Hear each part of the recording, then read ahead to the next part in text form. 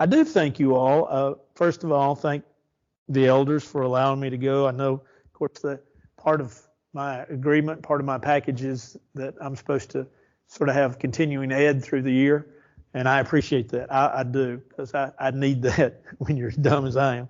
I need that. And I always enjoy going to Freed-Hardeman. I get to see some friends, and I get to be with some folks, and but I get to hear some good lessons and get some good thoughts and some things. But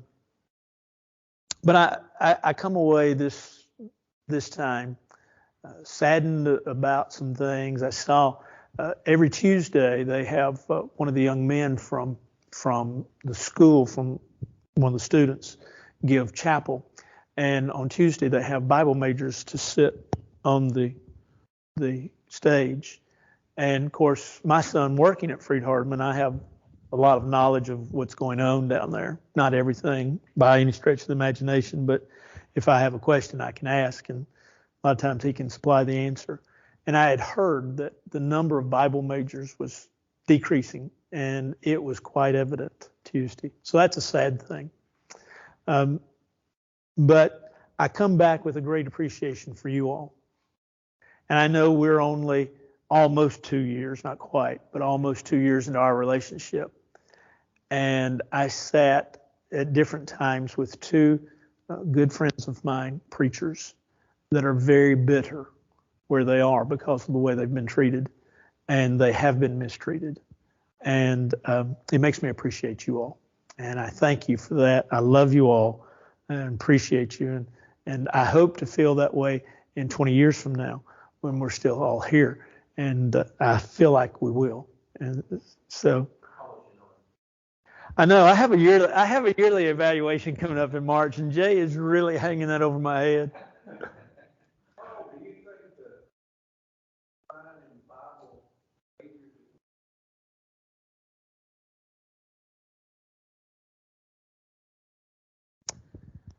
They are intentionally doing that.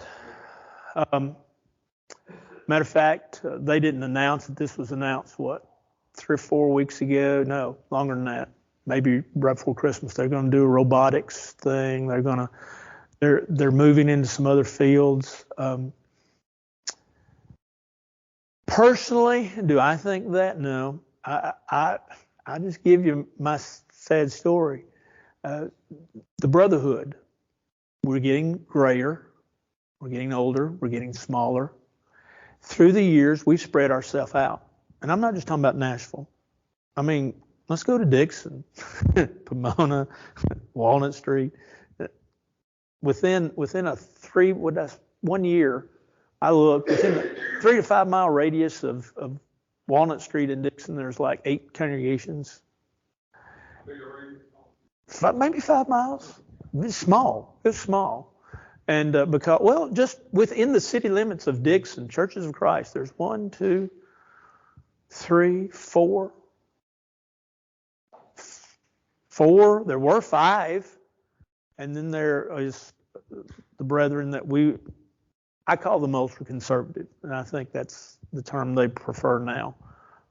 They do not support orphans' homes from their general fund. And so that would be 6 if you count them, 7 actually if you count them as brethren. And so we spread ourselves. And as we are graying and not growing, and it's getting to the point where a lot of churches can't pay a preacher. And preaching is a service, but you still got to live. And I sat yesterday with a guy that used to be around here. He is now in southern Mississippi, around Macomb, if y'all know where that is down. He told me that he was a business major and a Bible major when he went to Freed-Hardeman, and he got out of school, went and did some business, and then kind of did business and preached. And now he's preaching full time, and he's gone through his savings and through most of his retirement, and he's going to have to get out and then go into the business world because there's a lot of factors in there you'd have to understand. A lot of us folks that go into preaching, don't tell your dad I said this. We're just weird and quirky. I mean, we are. And churches don't want weird and quirky. I'm glad y'all do. But, well, I understand that, Steve. But, and so I see that as a huge part of it. And here's another sad part, and word's getting around to young people. If you work in a store, let's just put it like that, okay? If you work in a store, and a store fires you for just cause, but still fires you, you say, well, okay, they're not Christians. But like I said, I sat with two guys. One was an old roommate of mine when I was in college that we've been friends since then. And another was just a good friend that I've known for several years. And the churches, I can understand where the elders might feel just in what they did, but when I look at it from the other side, they treated these guys ugly. This one guy that was a roommate of mine, they called him in. He knew this was kind of on the verge of it, but they called him in the end of last year, first of this year, and the elders basically said he has an associate minister. He will the guy that's my friend has been the pulpit preacher there for 25, 30 years. He said they told him he would preach on the third Sunday of the month this year. He did this past year, and he will in 2022, and he will in 2023, and in 2024 he will not preach. He will still be there, but he will not preach. And at the end of 2024, he will be 65. But he thinks he needs to go till he's 67 for his Social Security to get full benefits. But they've told him at the end of 2024, when he's 65, he's finished with them. And it's caused a lot of bitterness because they haven't asked him, they haven't talked to him, they haven't even told the congregation. They just pulled the rug out from under him. And so I think it's a legitimate thing to ask him. That's just my opinion. But yes, more schools. And I can't really talk to David Lipscomb to what they're really doing. I'm only looking from afar. But they've done the same thing. Freed-Hardeman has done the same thing. I think in part, Freed-Hardeman has seen that the Brotherhood is this way and going this way. And in order to attract a base, because my son basically tells me that the bulk of the money for Freed-Hardeman comes from tuition that kids pay. It doesn't come from outside donors. Now, they are appreciative, and they probably couldn't exist if it weren't for outside donors. But you've got to get more kids in, and that's the name of the game. Harding. Freed-Hardeman doesn't have all of that. Yeah, they have some of that. I don't think they have a pre-farm yet, but you fellas don't know this, or you ladies too. You don't know this guy. I do. Joe DeWeese. Joe is a Freed-Hardeman graduate, but actually lived in Dixon, but taught at Lipscomb. Always wanted to teach at Freed-Hardeman. Joe, just this past year, it came open at Freed-Hardeman, and so now he is doing research, scientific research at Freed-Hardeman, and eventually Joe will be the pharmacy guy, teacher at Freed-Hardeman. I will say that I was there today. They announced a new vice president who will be over student services, and I don't mean this in an ugly way. He gave the chapel talk, and it was probably the best talk of the week. Right now, he's a junior high principal at Chester County, but he's a black man. And I got to thinking, yes, they have a few black teachers, but this is the first one of a post. And I think he's super overqualified for the job. He will be loved, and he will be he will do well. And so they have to make movements in that direction. And Freed-Hardeman does. And Freed-Hardeman is trying to catch up. Harding probably has the prettiest campus of the Brotherhood. Harding also has a wonderful program. Do you know how many students are there now? 5,000? Okay. Harding is a good school. I won't get into Lipscomb. Well, it was better now. Well, I've known some of the preachers that have come out of there and some of the teachers that were there. Brother Neil Thomas Pryor, I knew his mother, and I have to call him Neil Thomas because she told me do not call him Neil Pryor. So yes, ma'am. And of course I knew Neil and a lot of guys like that. And I can speak more for Freed-Hardeman, and it's a good school. It's an excellent school. Paul, let me ask you something. You'll hear young people talk about, I think I want to go into education. Mm-hmm. You will hear school teachers right now say, do not do it. Mm-hmm. So do you think young people go to preachers and say, I want to be a preacher, and the preacher says, you don't want to do this? School teachers say you don't want to do this? I think it goes back further than that for preachers. I think it goes back to the fact mom and daddy says, you don't want to do that. My mother and daddy pushed me in that direction. I'm glad they did. Don't get me wrong. I really do like what I do. But, you know, they pushed and yet at the same time, too, you didn't have as many. You know, I mean, when Suzanne and I grew up going to church together, we grew up together, but we were in the same youth group. And out of that youth group, I was the only preacher. And this is a congregation of 500 people. And there has been only one other guy Terry was 4 years older than I am, that I can recall. He and myself, we're the only two preachers that have come out of that congregation.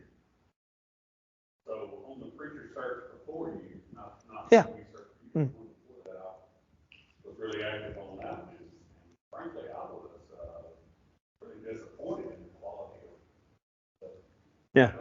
we attracted and reviewed their tapes and all that. It was pitiful. Yeah, we're a weird lot, and I'm glad. Yeah, that's true. I listened to a boy yesterday that the subject they gave him, they shouldn't have given him, and he was in over his head and had no clue what he was talking about. He was saying words, but he had no clue what he was talking about. And yet he's a graduate. He's already in graduate. He's going to what's called Hebrew University. Hebrew University is a seminary, that but it basically its emphasis is Old Testament. And so somebody came here said, I think I'll be a preacher, and looked around and said, well, I'll have anybody to preach to. Yeah. We're not great. Yeah. We're not great. Yeah. We're a pretty great congregation. I know you. You know, the sad part of that is if you graduated today and you were going to be a Church of Christ preacher, you're liable to have no friends at your church. Right. That's exactly right. And all your friends are probably non-Christians at that point in time. They're just not, kids aren't coming. But you know, it is hard to find qualified people coming out. I have a nephew who's a preacher, and he lives in Tyler, Texas, and he flies every Saturday to Arizona to preach because they can't find any preachers that are scriptural, is what they call them. And then he flies back home on Monday. And he's going to do that for at least the first 2 months of this year, and we'll see what happens after that. But it's hard to find people that, you know, can even have intelligible conversations about the Bible. Yeah. But, you know, I've been places before, too, that you had preachers who didn't have any scripture in their sermons. Right. You know, they do a sermon, go 30, 35 minutes, and it's like, you do scripture in that? Like, oh, sure do. Yeah. To be honest, and of course we're talking about Timothy, the Brotherhood is at a crossroads, and I love the Brotherhood. I love what we stand for and what we teach and preach. And I don't have an answer, but just, this is going to sound bad. Just keep giving. Don't thump the collection plate. Just keep putting something in it, and we'll stay here as long as we can and do what we can. And one of the things that I've been thinking about a lot lately is not just the idea of trying to get folks into our building, but why do we want to do that? Now, I've got answers, and I'm not going to give you my answers because I'm going to do a sermon on it because I'm working on it. And but why is evangelism so important? Just think about that, and don't. If you want to give me your answers, that's great. I may incorporate them in my lesson, but I'm not going to give you my answers.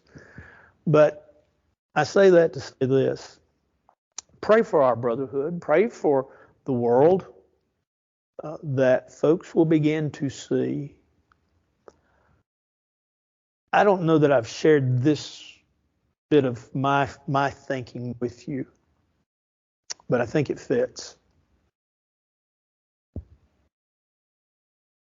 Whenever there's been a war, historically speaking now, whenever there's been a war, people have gone back to church. Church attendance has increased. Back when we had 9/11, church attendance did not increase. And when those numbers came out, I began to tell preacher friends, I began to say, we're in trouble.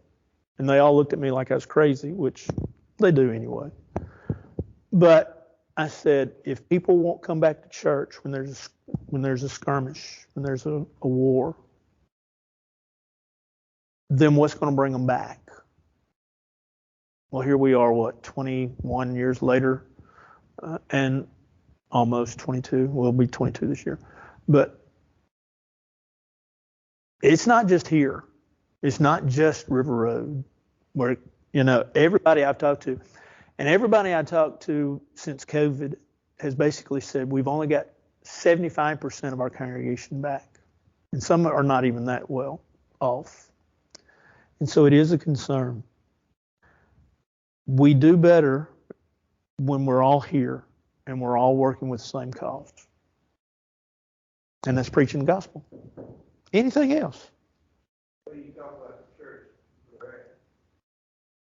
And I think it's because as we grade or mature or age or whatever the terminology is, get old, crotchety, whatever, we focus on things that are sound, and we're not looking for the, call it the bling in church. You want to see the bling in church? Go to 5807 Charlotte. You'll see the bling in church. Yeah. The average age in that establishment up there is about 26. Yeah. And that's what they're reaching. They understand that when those people get to be 45, 50, they won't be in that church. Right. They'll be looking for something stable, Right. something sound. Right. And that's what I think the focus of the church. We're not going to bring in, and this sounds negative, I know. We're not going to compete against it. Right. No, that's right. Well, we have to offer as opposed to what they have to offer. We have a better product, but our packaging is not. We live in an advertising age, and church will never disappear. Right. Right. I believe the book tells us that. Yes, I do too. Yes, yeah. We may be small in numbers. Well, straight is the gate, and narrow is the way that leads to life. Wide and broad is the way that leads to destruction. So yeah, I do believe there will always be, if you'll let me use a biblical term, a remnant that will always be I do believe that. Well, we talked about that, just within a half a mile of this building right here. There's a church that they have basically the same number. Mm-hmm. Of course, they're different from us. Yeah. Well, maybe it's time for us to reach out to each other. Yeah. We're kind of just, we like where we are. Yeah. And we don't want to rock our boat. Yeah. You know, don't take my seat in the church. Yeah. Yeah. That's true. That's true. Very true. Didn't this movement begin roughly 30, 35 years ago on the West Coast? Community church type movements, is that what you're asking about? Yeah. And in our spiritual schools, they began to change. And the way of life began to change. And from what I have read, it has spread. Not so much across the country, but with various members moving, a family moving to Arizona, a family moving to Michigan, a family moving to Tennessee. And they forgot to leave what was unscriptural where they were, and they brought it where they were moving to. Mm-hmm. And we don't want to talk politics, and I know that, but the same thing is true there. Yeah. And if you look at the movement in politics, it has begun to impact the church. Oh, yeah. Drastically. Oh, yeah. And when you see families that 5 years ago were very content, very close, who today won't speak, has nothing to do with the scriptural issue. It has everything to do with who someone voted for or didn't. Right. And they're very articulate with it. Right. To the point that hatred has been generated. Yeah. Yeah, And you're right. when you see hatred in the church, it's going to fall apart. Absolutely. Been there, done that. Sadly. Wasn't part of it, but I was in the middle of it. I think we've all seen it. Yeah. And I remember reading about the things that were going on in churches really about 35 years ago. Mm-hmm. You know, that's a short-lived. It's going to be like busing Yeah. in church. It's going to run its gamut. It's going to be gone. And then we'll get down to basic things as we once did. But we didn't take into consideration the changes Right. that were going to occur during that period. The societal changes within that period have been, just think about, really, all of us can think of what we've seen, and the societal changes are just tremendous now, as opposed to, I grew up, I just use me for an example. I grew up, and in the neighborhood I grew up, we boys, we got together, football on Saturday, wiffle ball through the summer, baseball. We played, if it had a ball, we played it, except we didn't know what a soccer ball was. We never learned. But, baseball, football, basketball, we played those three things. You'd be hard pressed to go through a neighborhood, even in Nashville now in the summer, and see any kid out in the yard playing. Societal difference. Where are they? They're in the house, with this. And they're in the house. I'm not bashing the internet, not because Jay's here. I'm not bashing the internet because I use it a lot every day. And, because I'll think, well, what does so-and-so mean? Or what does, and I use a lot of it for reference work too. But it can also consume you to the point that it takes away. I wonder how many people, and I'm not asking you, I'm just wondering, I wonder how many people spend 20 minutes a day looking at Facebook, but spend no time a day reading the Bible.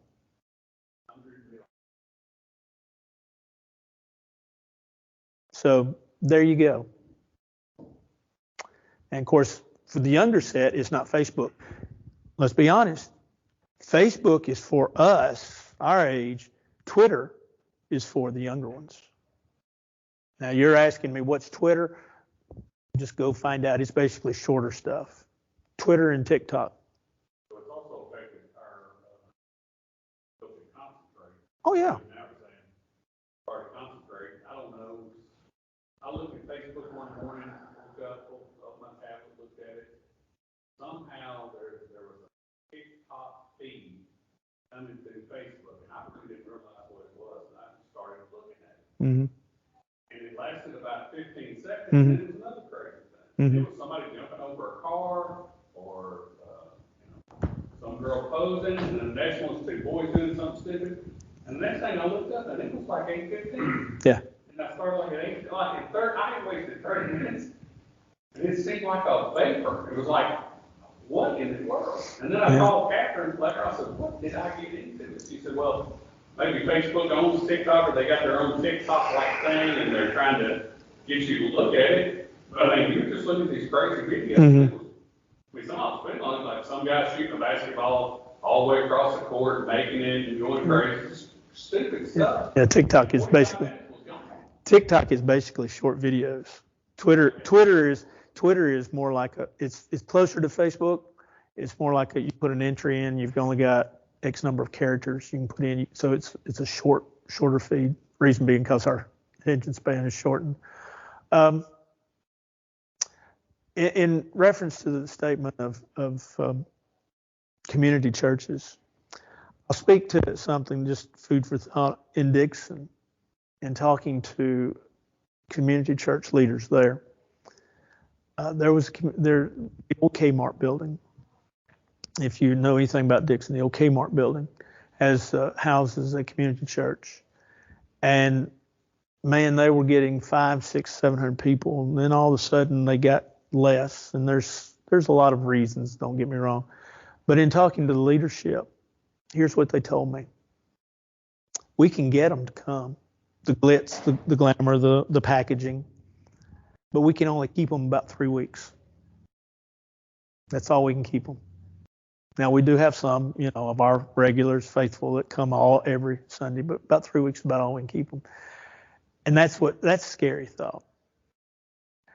And with regards to changing the subject now, with regards to preaching and the change of 30 years, I can take you through preacher books of how to preach, books, and I can also take you through books that have just been written for general edification.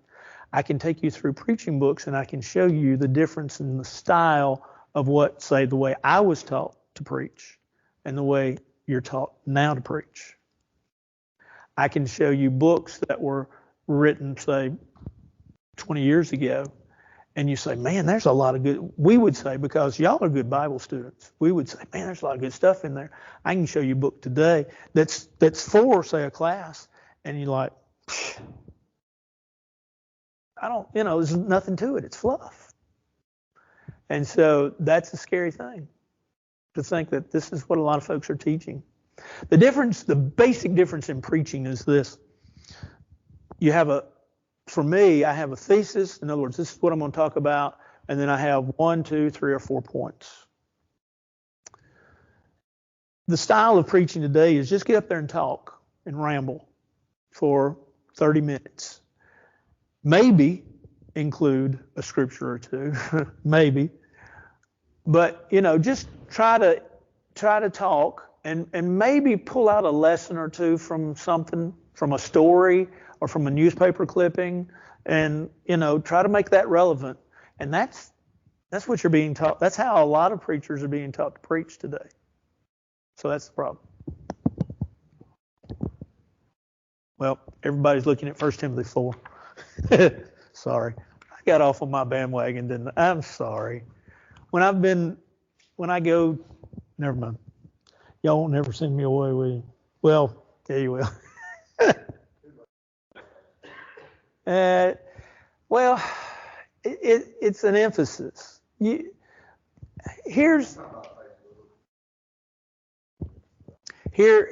I believe is the answer for parents, for grandparents, for young people.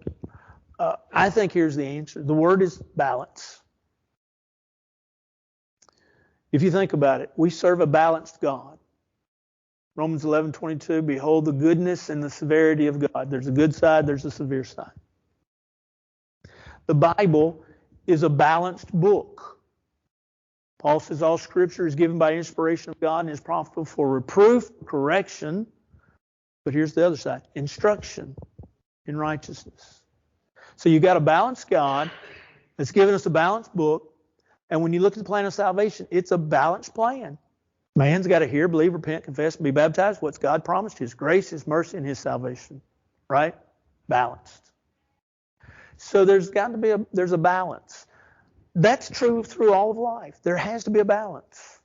You know, young people need not just book sense. They need to get out. They need to move. They need to get fresh air. They need, it's been a proven fact, especially through the pandemic, they need other kids to be around, to talk to. They need a certain amount of stimulus. And it's a balance. And it's a balancing act. We need a balanced diet. So that's all part of it. All right, well, absolutely. I'm thankful for I'm about to say y'all will probably think I'm weird. Well, but I'm good. I'm thankful for the bad in the Bible. You know why? Because the bad in the Bible explains to me that when I am bad, which, I try not to be, y'all try not to be, but when you are bad, oh, okay. But God will fix it. Oh, yeah. Some of the things that we're studying here. Yeah. Oh, yeah. Like, why would I want to do that? And that's where I think a lot of things come up with, that's cultural. Yeah. That was a cultural thing, and it doesn't affect us today. Right. But they pick and choose and hang around that. Instead of taking for what they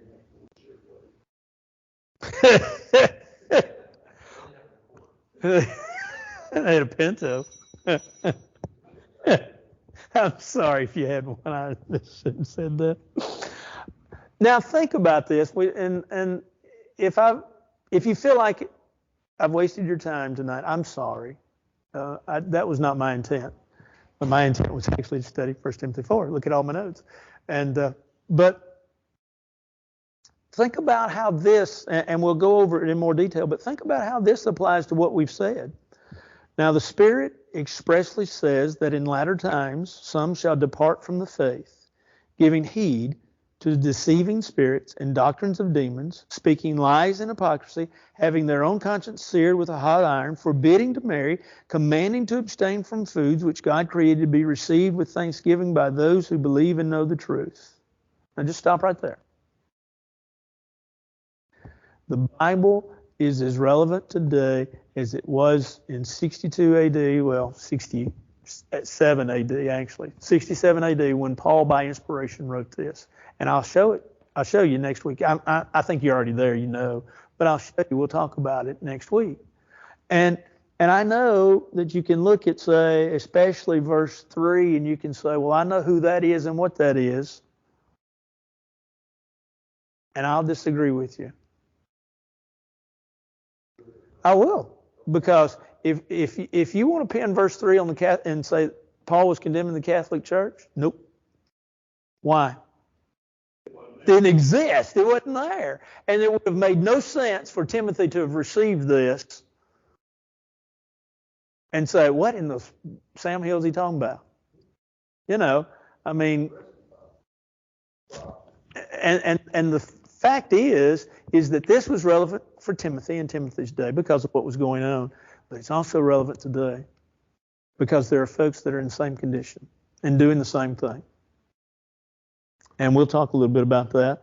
By the way, I think I told you my son was a vegetarian for a while, but he abstained from foods not because of a religious reason. He abstained from foods because he was rebelling against his parents. And it worked for a year. And then Chick-fil-A called and he answered. Anything else? 8 p.m. Picked up all my clothes and put it in my car place. And she said, what? Go ahead. He said, Dane's going to Texas, it's all. I couldn't, but I had a clue. I said, I'll come back and get you. Pajamas? I think I've shared with you all, some of you at least, this story. A